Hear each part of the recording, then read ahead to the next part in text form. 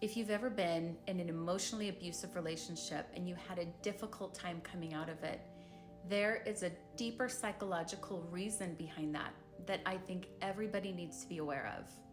So there was a study done by psychologist B.F. Skinner, wherein they would take these rats, hungry rats, and place them in a cage, and then they'd provide a lever for them. And once the rats pressed the lever, a treat would be released.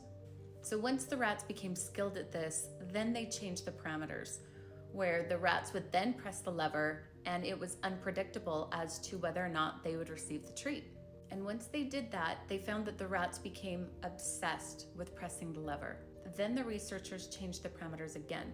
And this time, when the rats pressed the lever, there was no treat being dispensed. And the effects that came from that last change were that the rats became so obsessed with pressing the lever, it came at the cost of their hygiene and their other needs. And we as humans experience this same behavior. You can see it with things like gambling.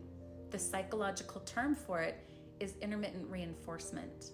You can also see this unfold in abusive relationships, especially where the relationship started out with love bombing in the beginning, where it creates this intense connection in the beginning, but then quickly descends into emotional abuse. And that's what keeps the abused in this cycle. It's that hit of dopamine they experience with that intermittent reinforcement.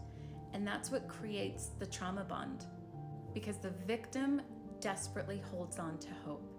They hold out hope that if things could just go back to the way they were in the beginning, that things would turn around. And that is what makes leaving an emotionally abusive relationship so difficult, because it's not really a relationship, it's an addiction.